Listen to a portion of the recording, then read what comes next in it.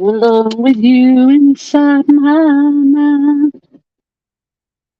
Oh, in a week where we lost three amazing Australian singers, I don't think anyone needs to hear me sing. I'm just curious to see if anyone joins me. It's a weird time to be going live, but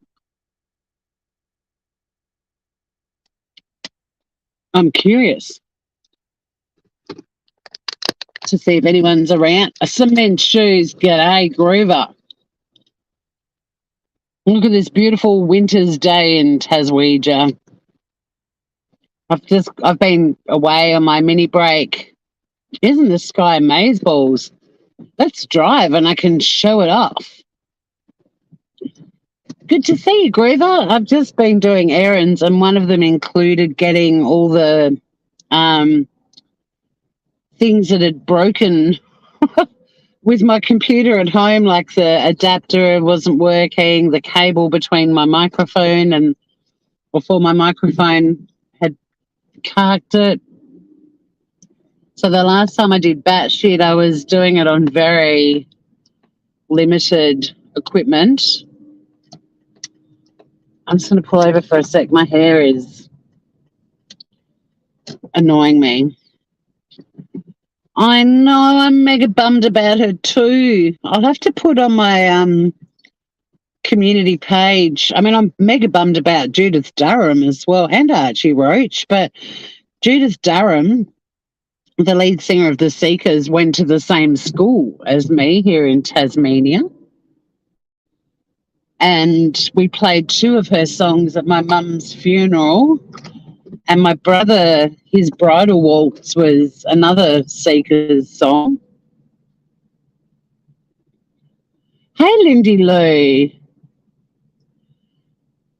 And then beautiful Archie Roach, who not many people outside of Australia have probably even heard of. Hope you're well, Lindy Lou. And then Olivia, it's like, really? You've taken my two favourite Australian female singers in the same week? But a friend of mine yesterday,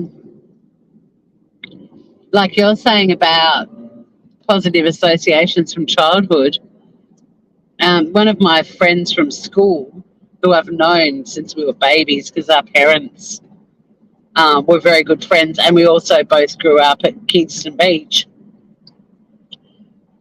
Jess sent me a message in Messenger because when she heard about Olivia dying, she was reminded that our Year 12 Leavers Assembly, Judith Durham, the Seekers, you should Google them because they were, I think, the first Australian band that became massive international hits. They actually knocked the Beatles off the top of the charts. And yeah, Judith went to Farn, which is the school that I went to, and Tassie is a small place, so not a lot of famous people went to my school, but she did. But Jess had found photos of us with our Year 12 Leavers Assembly, and it was a tradition at my school that we would do like a musical performance, and we did Grease. And Jess found a photo of me and a couple of our friends as a pink lady. And we all had stuffed our bras because back in those days, in grade 12, we were all pretty much flat-chested. And I think I put way more into my performance than I did the stuffing of my bra. But I should put it on the community page so you can all have a laugh.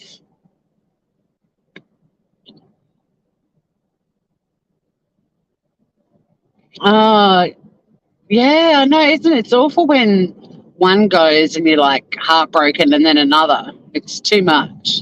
But we lost three amazing singers in 1 week. Terribly sad. It's almost like one goes and someone else has to go too so that they don't leave this mortal coil alone or something. I don't know. I try to find a positive spin on things, a romantic thing. I mean, the sing-along on the bus to heaven, if there is a heaven, at the moment with Judith Durham-Archie Roach and Olivia Newton-John. Mojo, hello. I thought I'd just go live out of curiosity because A, look at the sky, and B, I haven't been live for ages because I went on my little mini break up the east coast of Tasmania and came back feeling very chilled out, but also wanting to go live from home and realising I didn't have the adapter I need. And, well, it's an adapter that has enough USB ports so I could go live, but also the cable for my microphone was broken. So I've just been doing all those errands when you come back from holidays and getting some food because I'm going to do some cooking. I'm going to go nuts on my channel. I was meant to be going to Adelaide this weekend or this week, and my friend who I was staying with has got COVID. So considering I saved money on an airfare, I also just bought myself a new TV. Oh, it is beautiful, Mojo. I mean, I'm biased, but it is beautiful. I mean, people who visit Tasmania comment on how beautiful it is. It's not just me. So yeah, I thought I'd go live because I'm going to start doing a lot of stuff on my channel, get it ramping up again. I've got to introduce you to our next sponsored critter we're doing. I haven't done it yet, but we're getting a baby wombat. Oh, and when I was away, some of you guys know I was going to change the charity we donate to through memberships from Bonnarong to the Cat Centre. But when I was up at the Cat Centre where I've rescued Sunny and Biscuit from, but when I was up at Sapphire, one of the activities we did one night was we went and fed some Tasmanian devils, and they're directly connected with the Menzies Institute, which is a science institute here that does incredible stuff, but they're working on the facial tumour disease eradication program because it's killing Tasmanian devils. And I got a heap of information, and I'm going to shift our sponsorship in the new year, and we're going to sponsor the Menzies Centre. That's what I'm going to put the memberships towards, so they can keep doing their brilliant work in trying to eradicate the facial tumour disease. So that's what I've made it. Well, there'll probably be room for us to do that, and also 10 Lives Cat Centre. We might alternate between each. Sunny is already a monthly donor to 10 Lives anyway. When I get little super chats, they go into Sunny's bank account and she sponsors, or we're part of the kitten, not the foster program, the one where they get kittens that are really unwell and they nurse them to health and then foster them and then adopt them out.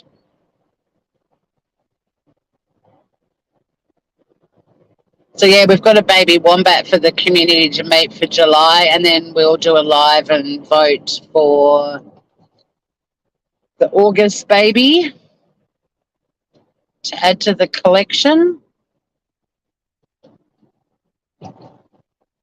Johnny Depp, the Tasmanian devil, joined us in June, and a bit slow in July, but I've had a little bit on. But now I've got all the technology and equipment sorted out so I can go live again from home. And my smart TV at home, which is a little... I'm not into gigantic TV screens. Like in my place, I don't like that. So if you walk into a living room and everyone just notices you've got a fucking huge TV. But the one I've got isn't much bigger than a laptop monitor, really. So I got a 40 centimetre, which is like, it's fit on the back seat of my car. Like, it's not gigantic, but it will be better. But I've tried every type of troubleshooting and moving routers and all kinds of stuff, and I only watch smart TV stuff. I don't have free to air at all. And TVs are friggin' disposable now. They're so cheap. I couldn't believe it. I was just like, well, you didn't have to spend. Oh, look, guys, we're stopping at the new traffic lights.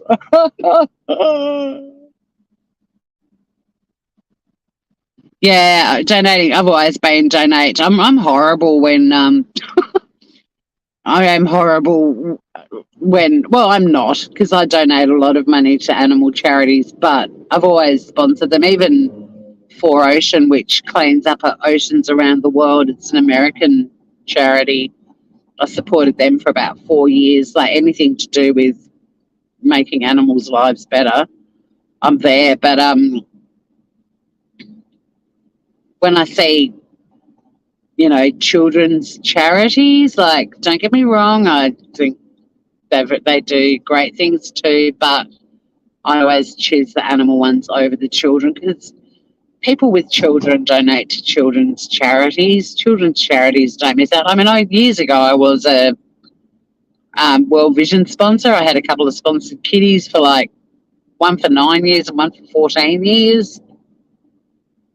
I was a regular donor to Starlight Foundation.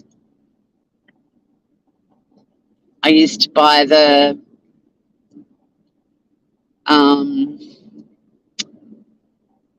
bandanas every year for Make-A-Wish Foundation. Like, I have donated to children's charities in the past, but these days, if there's 2 charity tables at a shopping centre out the front, and one's for kids and one's for animals, I go straight to the animals.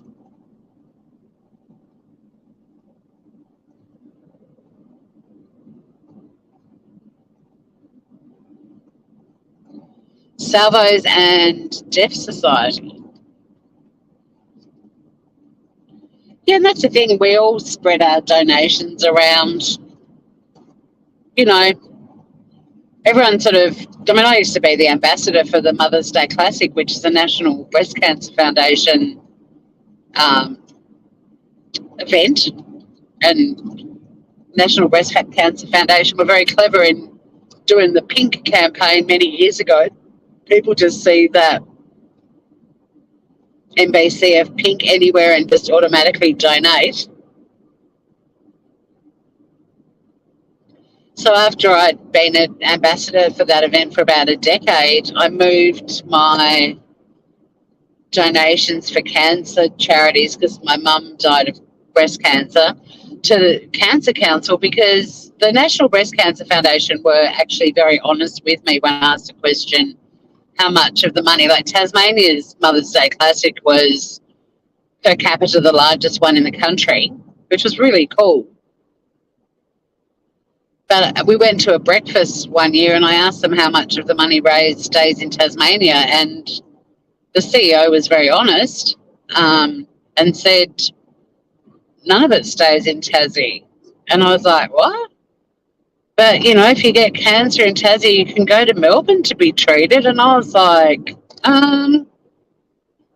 that's actually not an option for a shitload of people. Whereas in Australia, your cancer council in each state, the money stays in the state. So I did shift my cancer donations to Cancer Council, because I think it's absolutely ludicrous to tell people in a state that raises a shitload of money for a national breast cancer foundation that they can go to another state if they get breast cancer for treatment. Like, really?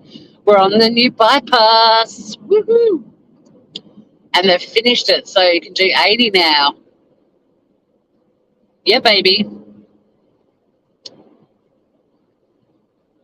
It seriously has shaven 10 minutes off our trip. It's amazing. Just a little bit of, maybe a kilometre of road.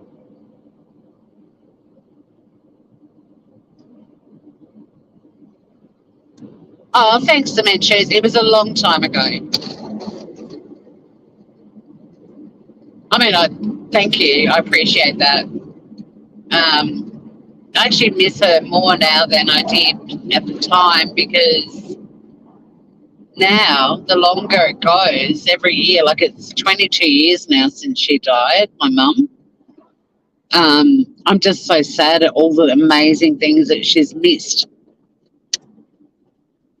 Grandchildren, achievements of the three of us. Like, she would absolutely love my house. She'd love where my sister's living now. My brother's three children she never even met. Um,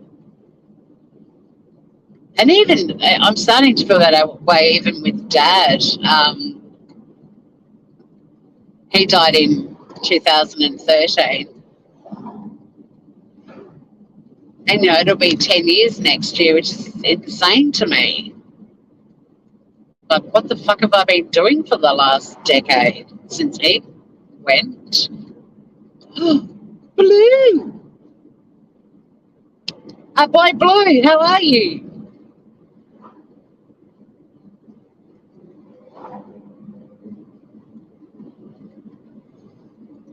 I came back from this little 3-day, 2-night break away. Oh my God, the last 2 days, and I still am, just in this very mellow, chilled out, zen space. And one of the things we were given was a little bottle of their hand sanitizer, and because they've got a spa, it's all yummy, beautiful quality oils. And every time I spray my hand with the hand sanitizer, I feel like I'm still there. So, yeah, I've definitely brought the Sapphire Zen home with me.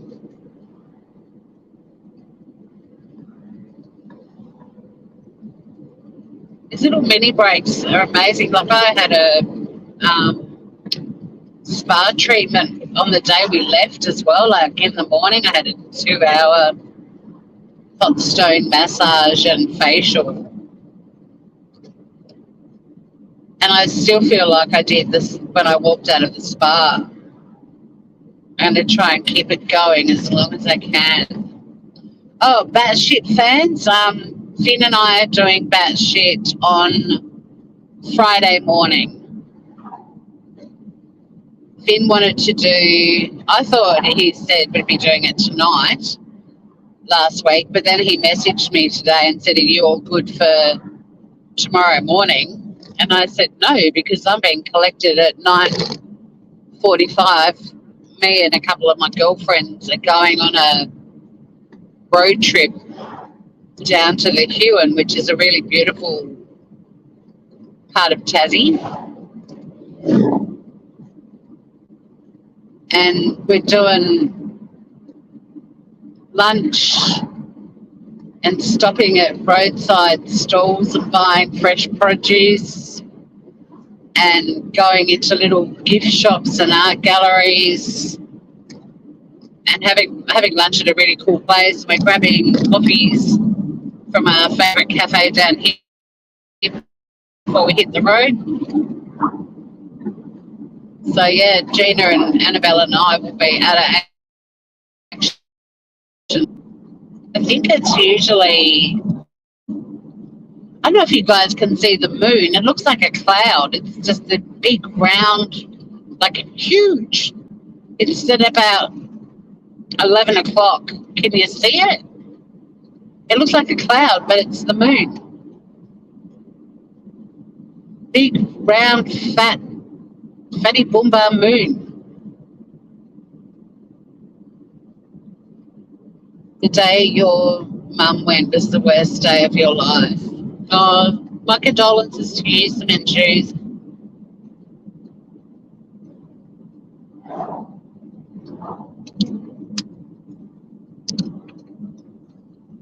The day my mum died,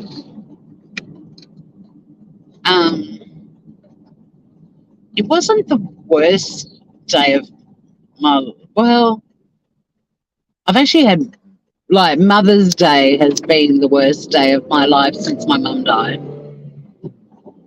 And it's Father's Day coming up, so now there's Father's Day shit everywhere, but it's nowhere near as in your face as Mother's Day is.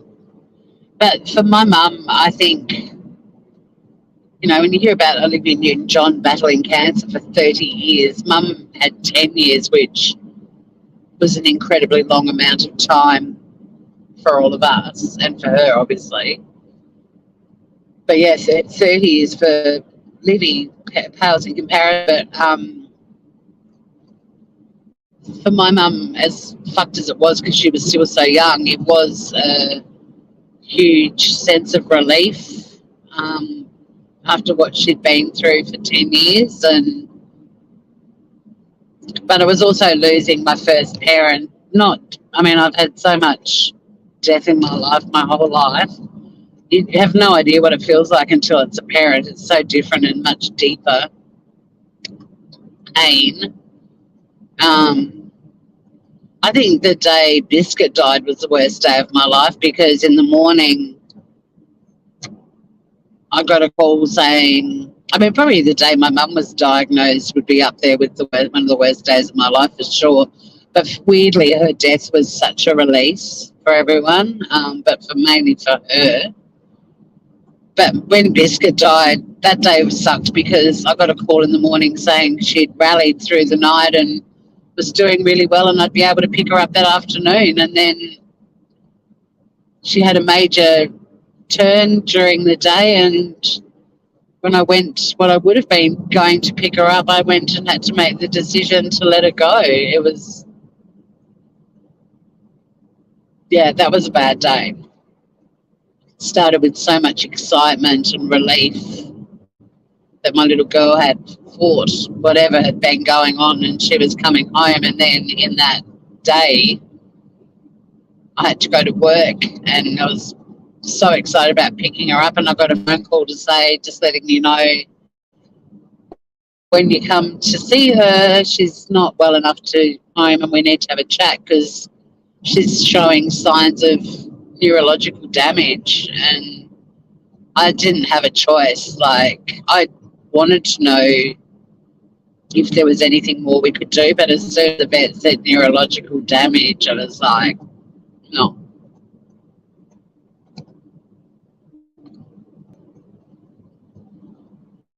But that was a very difficult day for me, and I asked everyone to leave me alone for a few days just to come to terms with it all. I was absolutely shattered by Biscuit's death. Oh, cement shoes, holy shit. Far out, mate.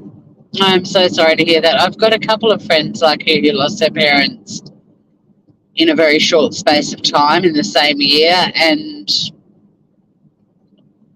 like you, I don't know your story, but with my two friends, they both were expecting one of their parents to die because of illness, and then the other one died suddenly and unexpectedly, and unfathomable shock. Let's go down to our little thinking spot number one. It's kind of weird though, like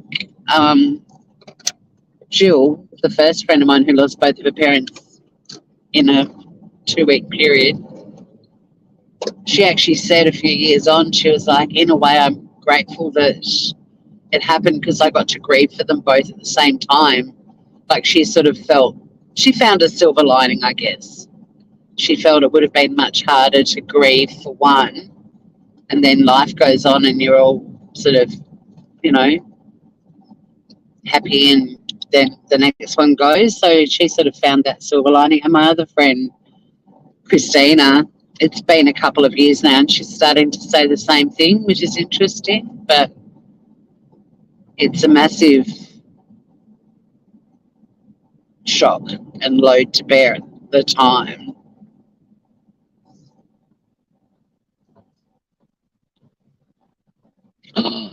Look at the beautiful thinking spot. Although I can't read the screen at all. It is tragic, Lindy Lou.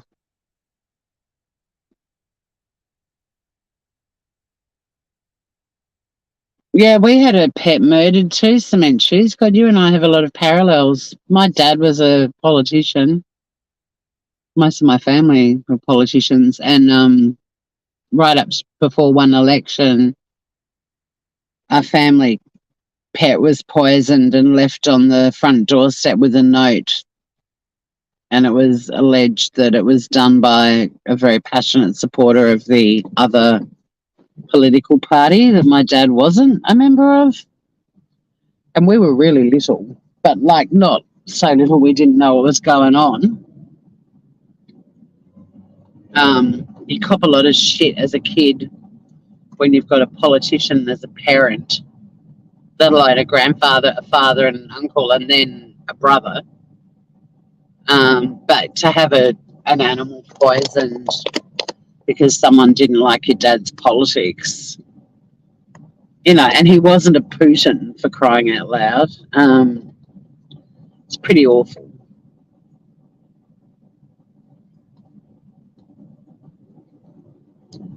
The first anniversaries are really hard, but you just do what you feel is right on the day, you know, like you might actually feel like having a drink and toasting her and having a little dance even. I mean, we try to always toast mum and dad on their birthdays, the same with their anniversaries, because,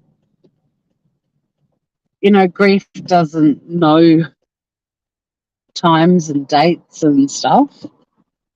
And I was very grateful when my mum died that a very older and wiser friend of mine said, you know, with grieving, just if you want to scream, scream. If you want to cry, cry. If you want to dance, dance. And it was the best advice I could have been given. So the three of us have always tried to celebrate their lives. But, you know, some years one of us is an absolute mess. And I don't normally birthdays are not the day that really, oh man, circle of life donut truck. Keep driving, Tori, keep driving. You've just literally been away and eaten a horse. I mean, I didn't eat an actual horse, but I've eaten the amount of food I ate in 2 days is the equivalent of putting an entire horse in my belly. I ate a lot. But yeah, I mean, choose just whatever feels right, you know. I think it's sort of drummed into us that we're meant to be messes, but the first year is really hard. Every anniversary was really hard, I'm not going to lie. But as life goes on, this sort of expectation that you're going to be in a complete mess, and some days you're just not. Some years you're just not. You know, there was a few years ago that I woke up. No, I didn't wake up. I got home with some friends that I've just been away with to Sapphire.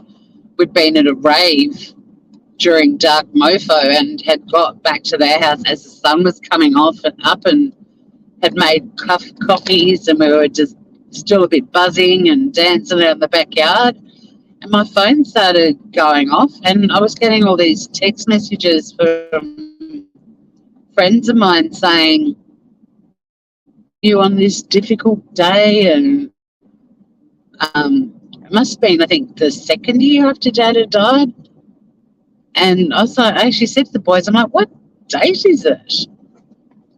And they said, oh, it's the 19th of June. And I had this minute of trying to think what the significance was. And then I was like, oh, Dad's anniversary. But I was actually having a really lovely time with my friends, and it made me feel guilty when I got these text messages from well-meaning friends, but they'd all, because my dad was very well known and very loved, a lot of people had put on their Facebook page the day that he died and messaging me, because normally, I mean, I've had a lot of friends lose parents over the years, but I don't remember the date that they died. But because my dad was a public figure and people had things on Facebook about him, they would message me and comfort me, and I felt really guilty that I didn't feel devastated Whereas my dad would have been like, thank fuck she's getting on with her life and having a great time and isn't moping, you know. Oh, Irvin, hello. Arriving. Yes, I'm deliberately driving on the wrong side of the road to scare you. Oh, there's Wendy and Gary. Her dog Gareth is the only corgi in the village. No one else has a corgi down here. Gareth, aka Gary. Just going down to check out surf, hang out for a few minutes, wrap up this live. But I'm going to be doing some cooking, some beach walking, some bat shitting. Now I've got all the YouTube, all the equipment I needed to go live again on YouTube. I'm gonna. I'm gonna.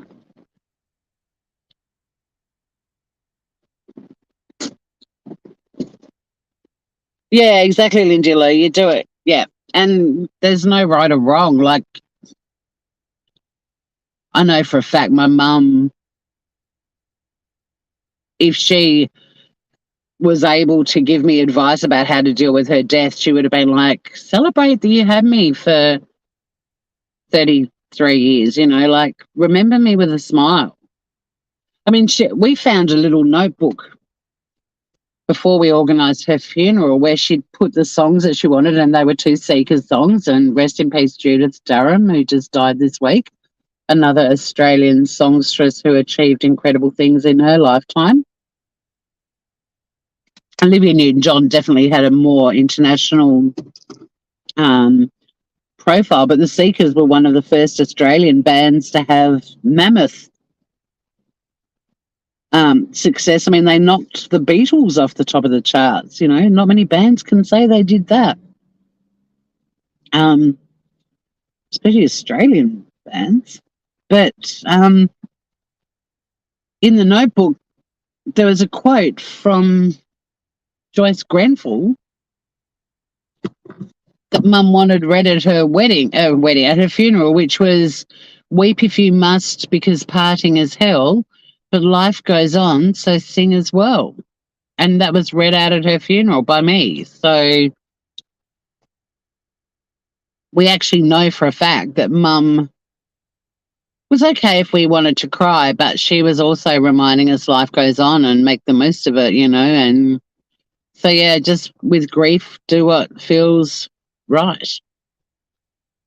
And fuck what anyone else thinks. I mean, my family, we've all got very dark humor that gets us through death. And I remember my grandmother and I were having some laughs after my grandfather's funeral, and there were friends of theirs who were giving grandma and I the stink eye because we were recalling some really happy memories. And a couple of comments that my grandmother made were 100% at my grandfather's expense, you know, followed by, well, he can't tell me off now, you know, that sort of stuff. And we were giggling and whatever.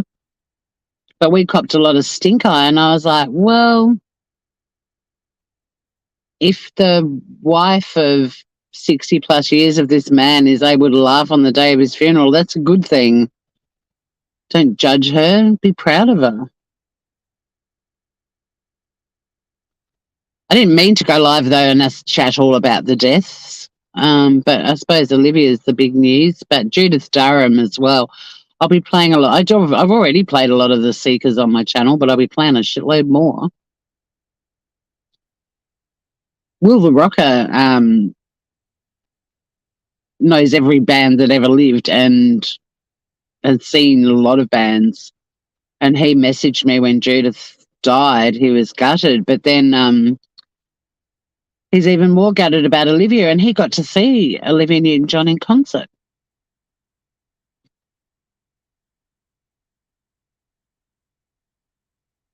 I love that it's high tide and people will still come and have a crack at the surf, even though the waves are pretty much breaking on the sand. Like, this wave just broke right on the sand. Well, I've silenced chat.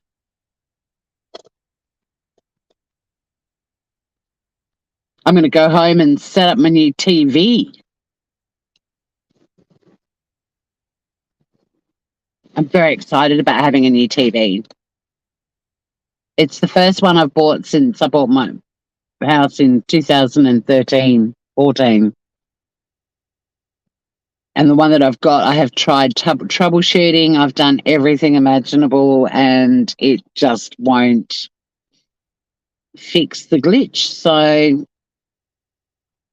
considering I didn't have to pay an airfare to go to South Australia for a few days to visit my friend Georgie, whose mum's just died, I bought myself a TV.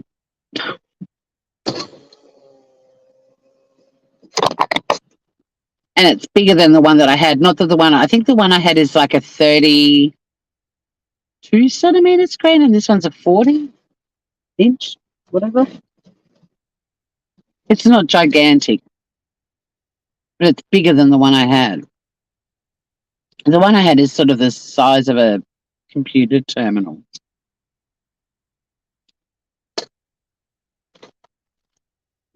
I'll try setting it up in the spare room. Like I've got like a little den, a snug. I'll try setting it up in there, and if it still isn't working,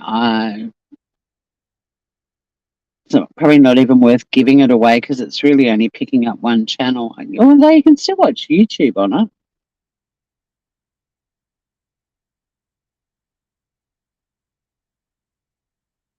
Isn't it beautiful, cement shoes? That wasn't me beeping, by the way. I'll never get sick of this beach or this view.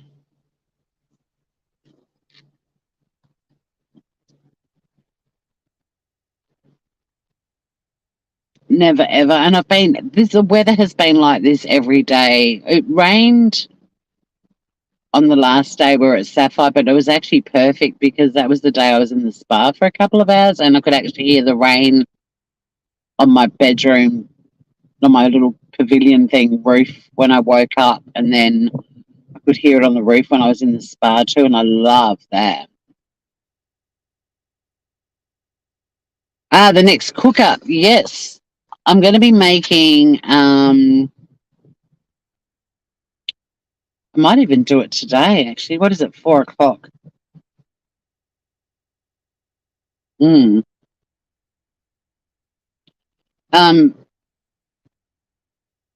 Will it be today? No, it'll probably be tomorrow.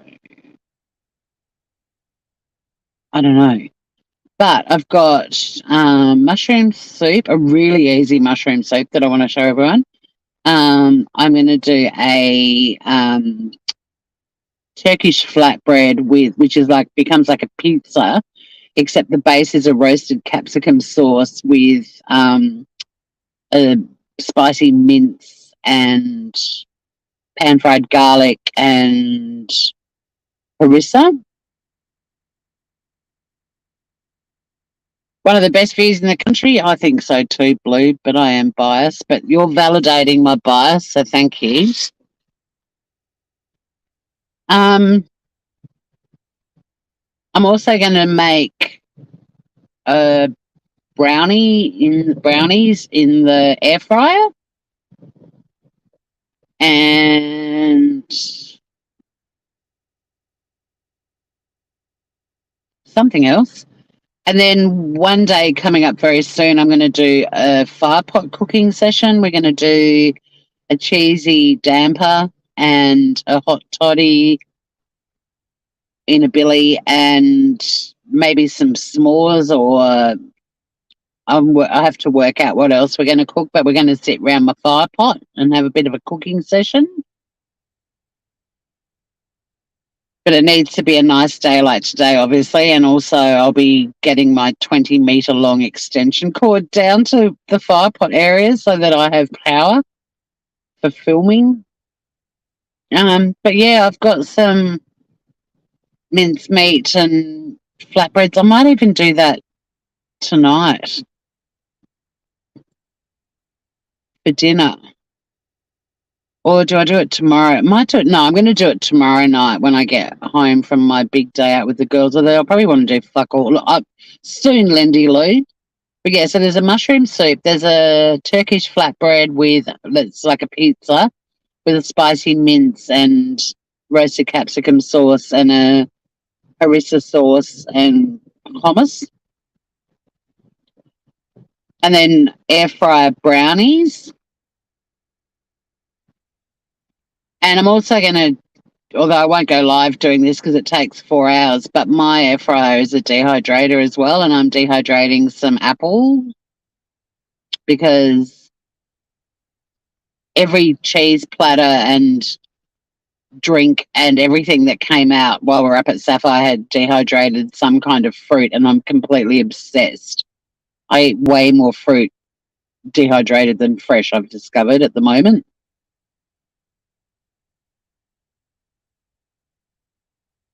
So yeah, I don't know if any of that sounds good to you, Lindy Lou, but that's on the menu. And it's partly because I'm cooking away my freezer items and my pantry items and my fridge items. So, like, I have a jar of roasted capsicum strips. Hey, Scott, you're partying naked. Nice. Well, it's only 13 degrees Celsius here, so you might want to wear a beanie.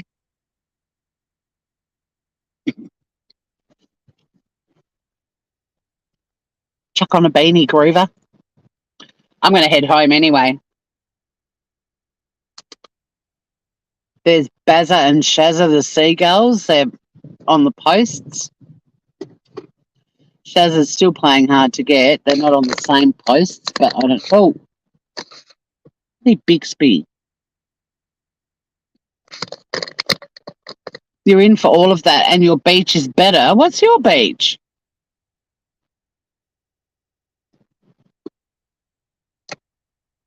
And I disagree. My beach is better.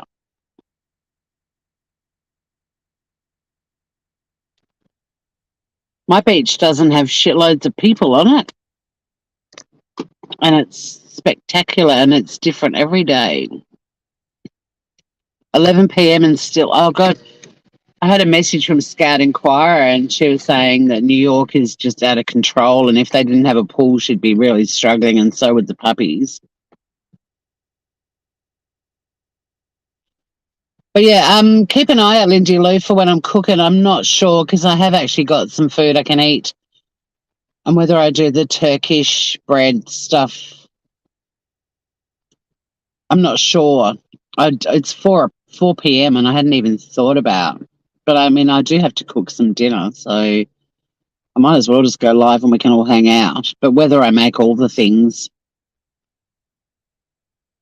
um, I think I have to get some more mushrooms. So the mushroom soup, but the mushroom soup takes like 15 minutes. It's super fucking easy and it's yum. I've got the Seekers. It's a long, long journey, so stay by my side in my head at the moment, which was my brother's bridal waltz. And we farewelled my mum to The Carnival Is Over and Colours of My Life. They're both beautiful Seekers songs.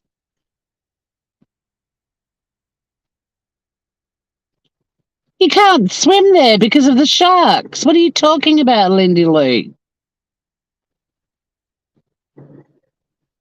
Oh, I mean, maybe you can, but when I went to WA, every friggin' beach from Margaret River to north of Perth, like right up to Butler, were all closed because of sharks.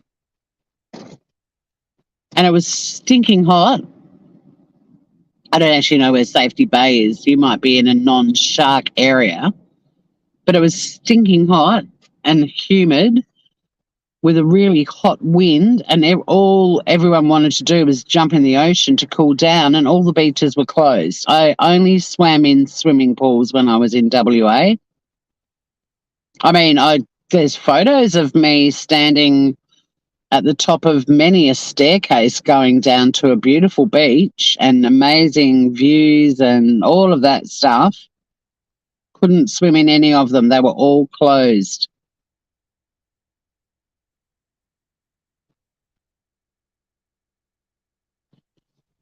Yeah, do keep an eye. Yeah, the mushroom soup's really easy. Like, it's super quick. It's like pan fry the mushrooms a bit and away we go. It doesn't take long at all. But I've got a feeling I need to get some more mushrooms because I made it right before I went away. And I think I've got like a couple of mushrooms left, but I think I need about 500 grams. And I don't think I've got that many. But yeah, beaches that have to be closed because of stingers, sharks, crocs. That's why Darwin was torture for me because we'd go out on these like sunset booze cruises and it would be stinking hot. You're pretty safe? All right, well, maybe your beach is awesome too. And you couldn't go in the water because of crocs and stingers. And I was like, this is fucked. We went to Litchfield and swam there with freshwater crocodiles, but even that was a bit creepy going past a rock with like 20 crocs lying on it in the sun. Even though they were freshies, it was like,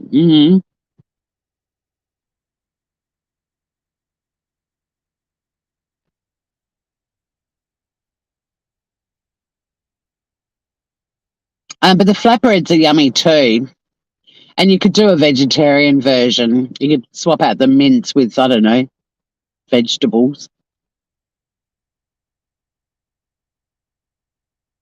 You put a packet of Lipton mushroom onion soup and a pound of hamburger and make burgers. It's the best. Sounds yum, Scott. I'm definitely going to be doing, now that I've got the attachments and I can go live again from home, I've got a lot, I want to do a lot of cooking. Some days I feel like I should have just started out as a cooking channel. Although I made a YouTube short of me doing some cooking a few weeks ago and it got the least amount of views and it took the longest amount of time to make. The short that went nuts was one with Joe Biden in it. And the one that came second was one with Sunny in it. But yeah, it sucks because I love doing the cooking stuff and it takes forever to edit down cooking videos and I don't think I even got 50 views on that and it took heaps.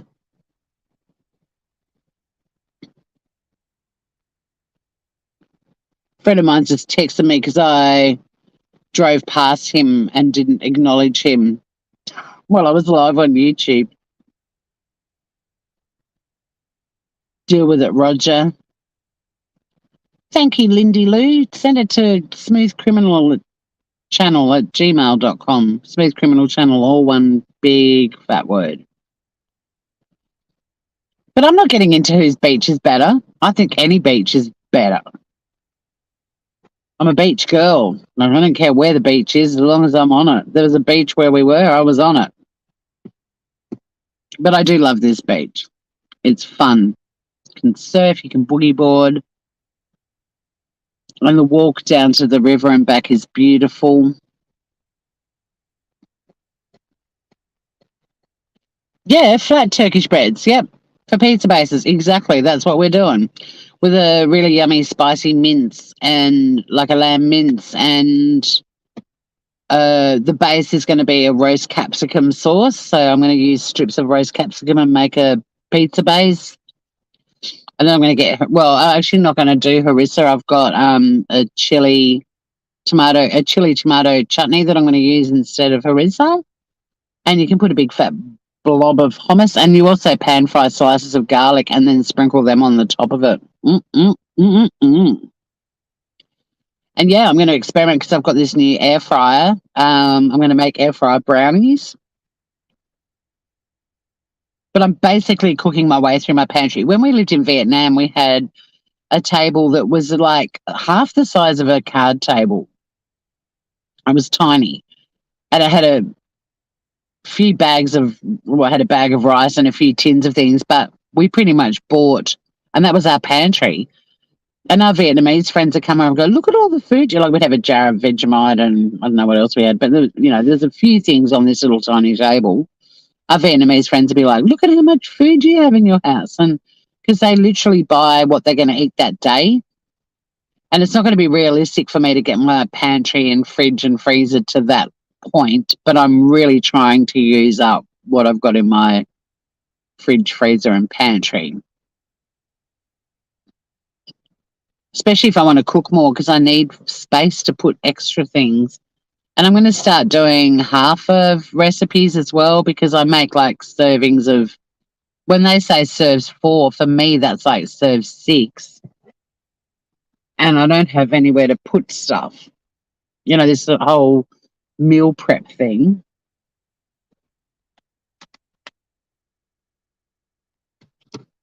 Is a great idea, but you've got to have you've got to have the space to put all the shit that you prep.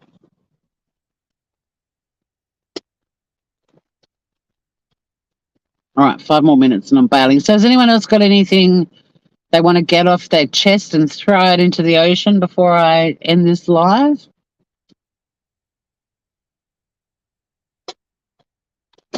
If I'm not live cooking tonight, I'll be live cooking a lot from tomorrow. Although after our girls' day, I might be wanting to just bundle myself up and watch my new TV. Not going to lie, but if I set up my kitchen and have the camera sort of set up, I'll be able to just go live whenever I'm cooking. I wasn't planning on doing my errands and still being out and about at 4 o'clock. I thought I'd be home hours ago. But I bumped into a friend of mine and we literally stood in a car park about 20 meters from a coffee shop and talked for an hour. And I was like, we could have gone and got a coffee. They've raided Trump's house. Really, Scott? I didn't know about that. Ooh. I better get onto the Google machine.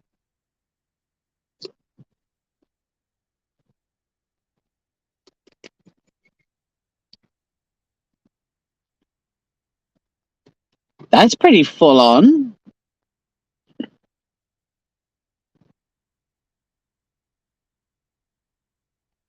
I love using flatbreads as pizza bases, Lindy Lou. I do it all the time. I mean, look, I can make flatbreads, but they're never as yummy. Joey M. Wilson, boo! Rock on, sister. How are you? The FBI raided it. Oh my God. The next batshit cement shoes is this Friday morning, Australian Eastern Standard Time. I'll set up the live so you can hit the reminder. It's usually nighttime for you guys when we do our morning one. We don't get a lot of Australians when we do the morning one because it's like, I think it's like 9 a.m. for me and 8:30 a.m. for Finn. And most Aussies on a Friday morning or a Wednesday or Thursday, whenever we do it, are, you know, heading to work or taking their kids to school.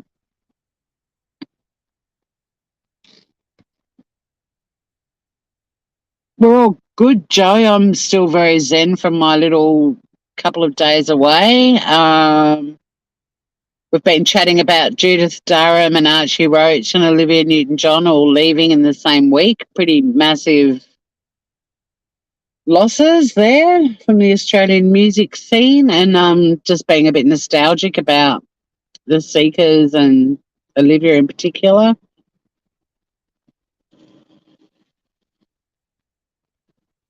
I'm so going to have to see you, Lindy Lou. Thanks for hanging out. I'm so going to have to check out the Trump stuff, Scott. That sounds hilarious. Oh, you're about to upload an awesome slideshow. Nice. I can't. Oh, it was amazing, Joey. I'm still so zen. Lindy Lou was asking, I'm going to do some cooking soon, but I'm trying to work out when. But it will probably be, if it isn't tomorrow night, it'll be Friday. Probably straight up, not straight after batshit, but on Friday, I'll do some cooking. Yeah, she went to my school, Joey. Judith Durham was a farm girl. When she died, I don't know why they didn't cover it. They did mention that she used to sing with her sisters when they were young, but her name was Judith Koch, and they were called the Koch sisters. Mm. You wouldn't be able to have a band called the Cox Sisters these days.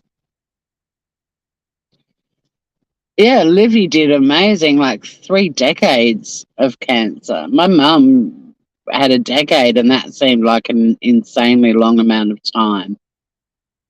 But yeah, Judith went to the same school that I went to, and Farn's really small, like it's 400 students from prep to matric. And we played two Seekers songs at my mum's funeral, and my brother's bridal waltz was a Seekers song. And I know the words to every single song. And I had the pleasure of meeting them. We got my dad and uncle and sister and one of my friends, Chrissy, and I think my uncle's wives. We all went and saw the Seekers after my mum had died. So then when they played The Carnival Is Over, we were all just like bawling. But we got invited backstage to the green room for the after party. It was hilarious because it was so lame. It was literally cups of tea and sandwiches. It wasn't the usual green room antics at all, but we got to hang out with them and they were all lovely. No, the Cox sisters. I mean, you couldn't get a more wholesome person than Judith Durham, really, or Olivia Newton-John, both of them.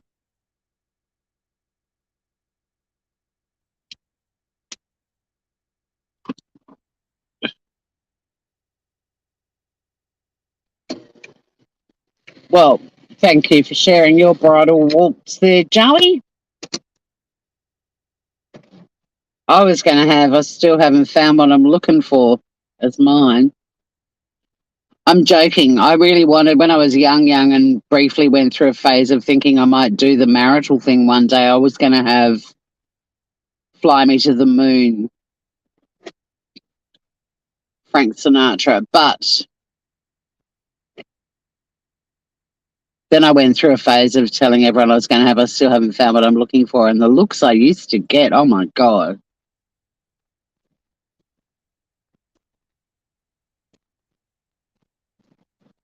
I don't know what I'd have if I got married now.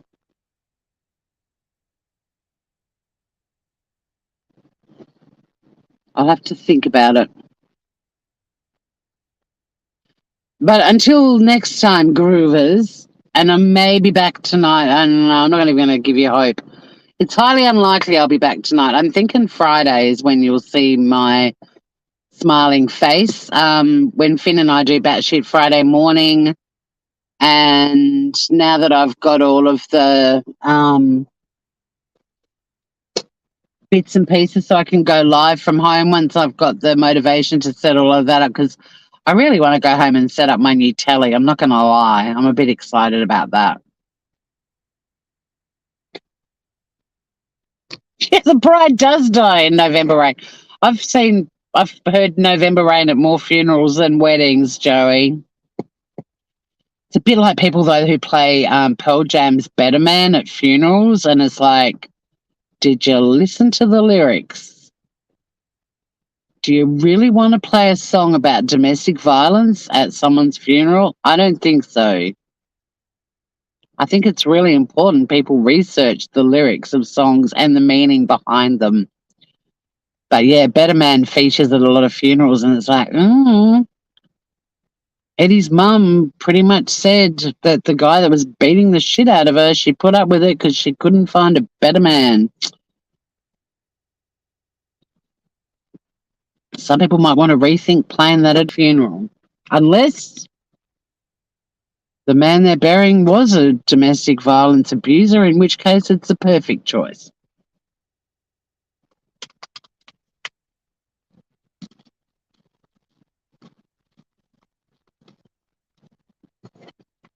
Oh, and we're going to do a reaction soon. I can't not do it, of just all the repugnant. You didn't know that one either. I know, it's crazy. Hey, the amount of revolting Amber Heard footage and videos out there. I'm going to do a reaction session with that mole soon. And scammers, I've been trying to hook them, but so far no luck. So if and when I get a nibble and the nibble hangs around, we'll get some scam baiting. There's a lot to be done. You know a lot, Joey, just some stuff you don't. We learn something new every day. Remember that. Remember that. But I'm taking myself and my new TV home. Woohoo! And I'm going to set that fucker up because I tried everything under the sun. I'm a very big believer in repair before replace, and I have tried every troubleshooting tip there is on the planet to get my 2013 smart TV working. And when I went in and said to them, what's the deal with smart TVs? And they were like, hey, check out how cheap they all are right now. And I was like, I've tried to update my 2013 smart TV, and they just looked at me and went, do not bother. And I said, as long as I can get one that I can add apps to. And they were like, then this is the one you want. And $400 later, I've got a new TV. And it's bigger than a computer terminal. So I'm a bit excited about that. But it's not like, it's not obscene. It's still in the scheme of TVs, a pretty small screen, but it's bigger than what I had. So I won't have to squint when I watch it. But I'm out of here, guys. Thanks for hanging out with me. Good to see you. I've missed you guys. And now that I've got all the cables and stuff I need for going live from home, you're going to be seeing a shitload more of me. So until next time, stay groovy, everyone. I love you guys. Bye.